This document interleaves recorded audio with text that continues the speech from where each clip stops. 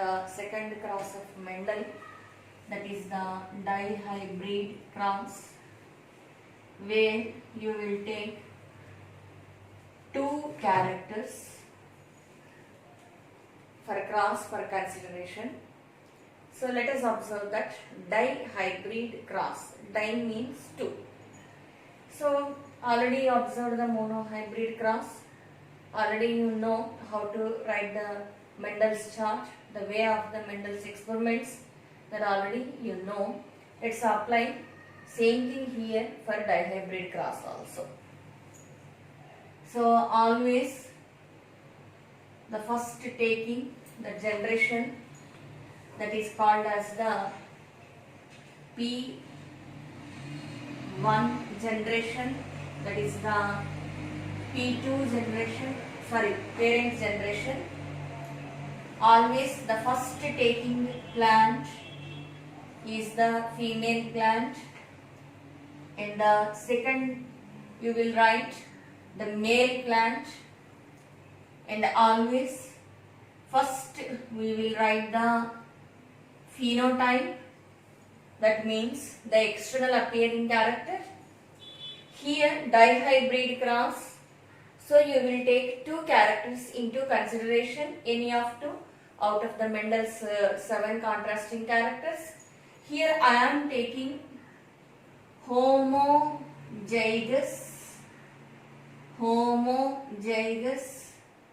yellow and homozygous round. Homozygous yellow and homozygous round. Contrasting to this, homozygous green, that is the seed color, yellow seed, and next is the green seed. Shape of the seed, that is the round seed, and contrasting to this, that is the homozygous wrinkled. After the phenotype, we will write genotype, and here the genes, factors according to Mendel. Yellow, capital Y, that is the dominant one, and here it is the round, capital R, and wrinkled, small y, and here recessive, so that we are writing the small r. It is dominant and it is recessive. And here a cross in between these two will indicate it is the cross in between two different plants. One plant is with yellow and round pea seeds, and another one plant is green and wrinkled seeds. And we are crossing these two plants. And after writing the genotype, here the gametes will be formed. How the gametes will be formed? By meiotic division. In the meiotic division, at the ending, how many cells will be formed? 4 cells will be formed. In the meiotic division, chromosomal number, what happens to that? It will be reduced to half. So according to that, I have to write 4 gametes, but already you know that observed in the monohybrid cross. For reference, you can move to the previous video. And here it is the another gamete formed from this plant. This is the female gamete. It is the male gamete. 4 gametes will be formed like this only. But here I am writing only 1. And after the formation of the gametes, here the fertilization will take place. So here if you observe, it is the fertilization. Due to the fertilization, a zygote will be formed here. Capital Y, small y, capital R, it is the small r. So now what happens to this plant? What you can write the phenotype? You can write that it is the heterozygous yellow. Why? Because it is dominant, it is recessive, it will suppresses the recessive character. The dominant yellow will express itself to outside. So definitely it will become the yellow seed. What type of yellow it is? It is not the homozygous, it is the heterozygous. Homozygous means both the factors are same. Heterozygous means both the factors are dissimilar. These are not same. So it is the heterozygous yellow. For the round character, for the shape of the seed, if you observe, the round is dominant over the wrinkled. So here if you observe, it will become heterozygous round. So here it is the zygote. Already I intimated you that never round up the zygote. We have to round up only the gametes, but not the zygotes. So here the first coming generation, it is called as the F1 generation. You can call this as the first filial generation. So what Mendel has done, he has taken two plants. One is with the yellow round seeds and another one is the green wrinkled seeds. He crossed both these plants in his garden. In the first generation, all plants he got became the yellow round plants, yellow round seeds containing plants. What happened to the green wrinkled seeds? What happened to that character? Okay. So next he allows the self-pollination in this plant. How he went for the self-pollination in this plant? He has taken the F1 generation plants. He tried the polythene covers for the flowers of the first generation plants. The pollen weights dropped from those flowers will fertilize the ovary of the same flower. It will result in the zygote, that is leading to the second generation, next generation. So here we are observing the self-pollination within this plant only. So next we are taking this plant as our parent plant. So here in this only you have to go for the self-pollination. This plant's phenotype and this plant's genotype you have to write. Okay. So here again I am taking self-pollination. We are moving to the self-pollination. Note it down, it will be better for you. As the board is not sufficient, so it is better you note it down. And here next let us observe, it is the P2 generation, parent generation. So what we observed in the F1 generation, that plant only here now we are taking. So here if you observe, it is the heterozygous yellow and it is the heterozygous round. It is the phenotype. Here also same plant, self-pollination. So that plant's genotype and that plant's phenotype only you have to write here. Heterozygous round. After the phenotype, what you have to write? You have to write the genotype. So here capital Y, capital R, capital Y, small y, capital R, small r. Here also capital Y, small y, capital R, small r. So same in the F1 generation, which plant you got, that plant's genotype, that plant's phenotype only here you are writing. And in between these two you have to make a cross symbol which should be circled. That will indicates that it is the self-pollination. So now we are going for the self-pollination. Gametes will be formed here. Let us observe. Capital Y, capital R, it is one gamete, 4 gametes will be formed. How this will be formed? By meiotic division. So, capital Y, small r, this is another gamete. And here it is the small y, capital R, and here it is the small y, small r. Like this, by the meiotic division, 4 gametes will be formed. So here also same gametes, capital Y, capital R, capital Y, small r, small y, capital R, small y, small r. 4 gametes here also formed. Next, you are observing the F2 generation. So for the F2 generation, already you know that in the monohybrid cross we observed his friend is there, Punnett. He suggested him a checkerboard, and that is called as the R.C. Punnett's checkerboard. Let us observe the R.C. Punnett's checkerboard for F2 generation. So here, let us observe.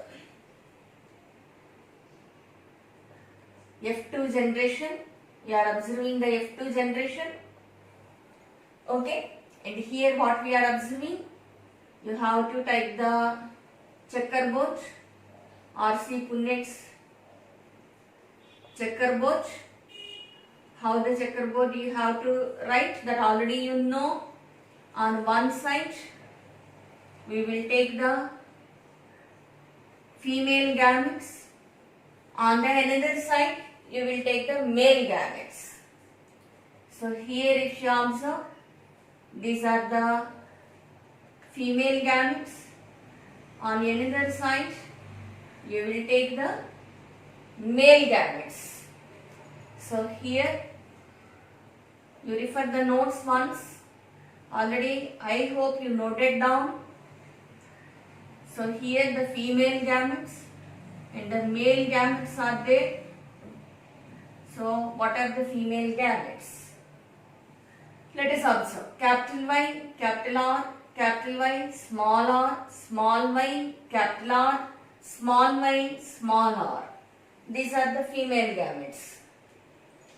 At the same time, the male gametes, capital Y, capital R, capital Y, small r, small y, capital R, small y, small r. These are the male gametes. Let us observe the fertilization. Capital Y, capital Y, capital R, capital R. What seed it became? It became yellow round. Why? Because the dominant yellow, the dominant round. Next, capital Y, capital Y, capital R, small r. What this seed became? It also became the yellow round. And it is the capital Y, small y, capital R, capital R. In these two, the capital Y, that is the dominant yellow. So this seed became the yellow. Both are here the dominant factors. So it became the round seed, that is the yellow round seed. Next, capital Y, small y, capital R, small r. In these two, yellow is dominant. Definitely this will become the yellow.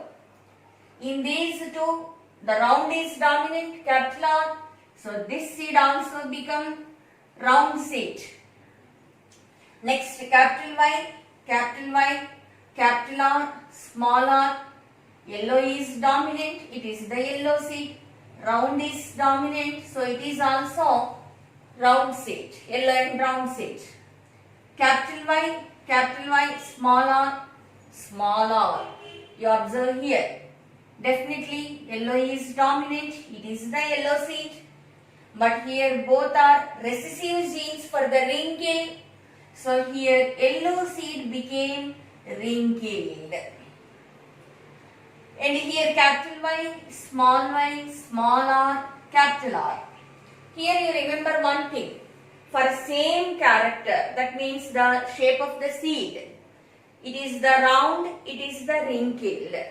Always we have to write the dominant one first and recessive one next. You should not write the recessive gene first and after that following that the dominant gene. We never write like that. Always the dominant factor should be first. Following that we have to write the recessive character. So it became the yellow and the round. It became the yellow and the round. And here capital Y, small r, small r.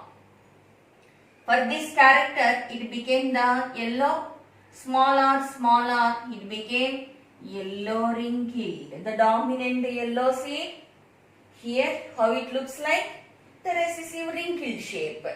Yellow color is dominant, but shape wrinkled is recessive. So, the dominant character binded with the recessive character. Let us observe. Capital Y, capital Y. But we should not write the recessive factor earlier. We have to write the dominant factor only first. So capital R and the capital R. This seed also became yellow and the round. And capital Y, small y. Capital R, small r. This became yellow round. Yellow round. And next small y, capital R, both are small y's. That means both are recessive characters. Homozygous recessive. So it became the green, but it is the round in shape. So the recessive green color binded with the dominant round shape. And next here small y, capital R, small r. So here it is the green and next it is the round in shape. And next let us observe the last column, capital Y, capital R, small r. So this seed became the yellow and the round seed. Capital Y, small r and the small r. So here it became the yellow seed and it became the wrinkled one. Shape is wrinkled. And here the small y, capital R, small r. So here if you observe, it became green seed with the round shape. And the last box, small y, small r and the small r. It is the green and the wrinkled seed. Green and the wrinkled seed. After completion of the F2 generation, what you will do? You will write the ratio. So here let us observe the dihybrid ratio. Dihybrid ratio. So here first you will write the First you will write the phenotypic ratio. First you will write the phenotypic ratio. Let us observe. How many phenotypes are there? Yellow round is there. Yellow wrinkled is there. Green round is there. Green wrinkled is there. Let us observe. Yellow round. Yellow round. Next. Yellow wrinkled. Yellow wrinkled is there. And next. Green round is there. Finally, green wrinkled is also there. How many yellow round are there? So, let us observe how many yellow round are there here. 1, 2, 3, 4, 5, 6, 7, 8, 9. These 9 became yellow round. And how many yellow wrinkled are there? 1, 2, 3. These three became yellow, wrinkled. And next is the green round is there. How many green round? 1, 2, 3. These three became green round. And finally, one is there for the green wrinkled. Okay. So what is the phenotypic ratio became then? It is the 9:3:3:1. So that is the phenotypic ratio in the case of the dihybrid cross. So here what we are observing, the dominant yellow binded with the recessive wrinkled. So that is the color of the seed, it is the shape of the seed. And here the recessive color of the seed green binded with the dominant shape of the seed, that is the round. That means when the characters are transmitting to the next generations, individually every character will go into the next generation. There is no interrelation in between two characters. In the same character, for example, capital Y, small y is there. Dominant yellow and recessive green. When these two are transmitting, definitely it will become the yellow one. Why? Because these two are same character. That is the color of the seed. But when you are observing capital Y, capital R, small r like this, capital Y will definitely bind with the small r. It is dominant, it is recessive. But these two are of different characters. It is the color of the seed and it is the shape of the seed. So when the characters are transmitting, these will transmit individually. There is no interdependence of one character on the another character. For example, imagine that the skin color black is dominant and hair color black is also dominant. And skin color white is recessive and hair color white is also recessive. If always dominant binds with the dominant only and recessive binds with the recessive only, to the next generations how the characters will be transmitted? How all the black people, skin color black, those should have the black color hair. And all the people who are having the white skin, always those should have the white hair. But in nature that is not at all going to happen. In some characters we are dominant and some characters we are recessive. Why? Because when the characters are transmitting to the next generations, there is no interdependency. There is no interdependency or the effect of one character on the another character we will not find when the characters are transmitting to the next generations. That he want to tell after completion of this dihybrid cross. So that is called as, that law is called as the law of independent assortment. So that law is called as the law of independent assortment. So when the characters are assorted means this will be given, this will be transmitted. When these are assorted to the next generations, those will be transmitted independently. There is no dependency of one character on the another character. So that we will observe after completion of this dihybrid cross. And after completion of the phenotypic ratio, we have to refer the genotypic ratio. Let us observe how the genotypic ratio will be made. So let us observe. Now we are observing the genotypic ratio.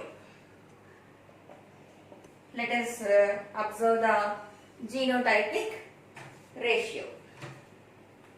First genes what are present? Capital Y, capital R, capital R. It becomes heterozygous yellow, heterozygous round. Like that you have to write. Heterozygous yellow and heterozygous round. How many are there like that? It will be 1. You have to write heterozygous yellow and heterozygous round. I am not writing on the board, but you have to write heterozygous yellow and heterozygous round.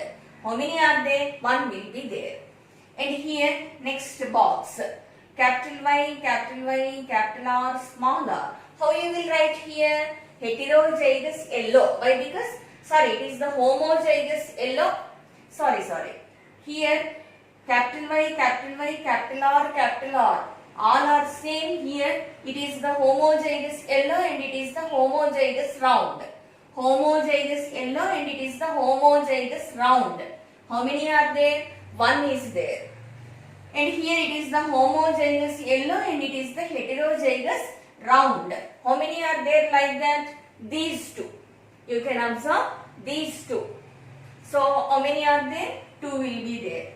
And in the third box, if you observe capital Y, small y, capital R and the capital R. Heterozygous yellow and it is the homozygous round. Heterozygous yellow and it is the homozygous round. These two. How many are there? Two are there. And here the last box. Capital Y, small y, capital R, small r. How many are there? These four. This corner you observe. These four. So it is the heterozygous yellow and it is the heterozygous round. How many are there? Four are there. So it is the capital Y, capital R, capital R. Homozygous yellow, homozygous round. Capital Y, capital R, small r. Homozygous yellow, heterozygous round. These two. And next is the heterozygous yellow and the homozygous round. These two. 1 is to, 2 is to, 2 is to. These four. Capital Y, capital R, small r. So it is the 4. So 4 plus 2, 6. 6 plus 2, 8. 8 plus 1, it is the 9. 9 will be the yellow and the round. And the next one, here is the yellow wrinkled. So it is the capital Y, and it is the small r. So capital Y, homozygous yellow, homozygous wrinkled. So how many are there like this? Homozygous yellow and the homozygous wrinkled. So how many are there? One will be there. Like this. And the next these two. Capital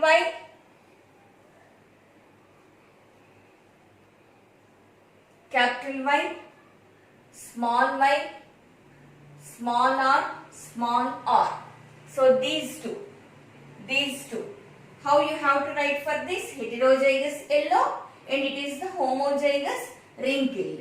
How many are there? Two are there. 1 plus 2, 3. It is the it is the yellow and it is the wrinkled. And the next one here is 2 plus 1, 3. And the next one here is the small y, capital R, small y, capital R. Homozygous green, homozygous round. How many are there? One will be there, this one. And these two, small y, capital R, small r, it is the homozygous green and it is the heterozygous round. How many are there? Two will be there, these two. So 2 plus 1, 3. These are the green round seeds. And last one, that is the green wrinkled one. So it is the genotype, that is the small y, small r, that is the green wrinkled one. So how many will be there? One will be there. So what is the genotypic ratio? It is the 1:2, 2:2, 2:4, 1:2, 2:1, 1:2, 1. So that is the genotypic ratio. So how you are writing? You listen once carefully. These are homozygous yellow, homozygous round. Homozygous yellow, heterozygous round. Heterozygous yellow, homozygous round. Heterozygous yellow, heterozygous round. Homozygous yellow, homozygous wrinkled. Heterozygous yellow, homozygous wrinkled. Homozygous green, next homozygous round. Homozygous green, heterozygous round. Homozygous green and homozygous wrinkled. So it is the genotypic ratio. So these 9 will be the first one yellow round, and these 2 will be the yellow wrinkled, these 3, and these 3 will be the green round. This last one, it is the green wrinkled. So 9:3:3:1, it is the phenotypic ratio. After completion of this, what he has given us? He has given a law, that is the law of independent assortment. So these are the Mendel's principles. Law of dominance, law of segregation, law of independent assortment. These are the 3 laws. First he went for the monohybrid cross. After completion of that, he proposed 2 laws. One is the law of dominance and another one is the law of segregation. Next he went for the dihybrid cross. After completion of that, he proposed another law, that is the law of independent assortment. So in nature, if you observe, every character in every organism may not follow these principles. So some here and there, some are there, some characters are there which will not follow the Mendelian inheritance. And next we will move to the non-Mendelian inheritance in our next video.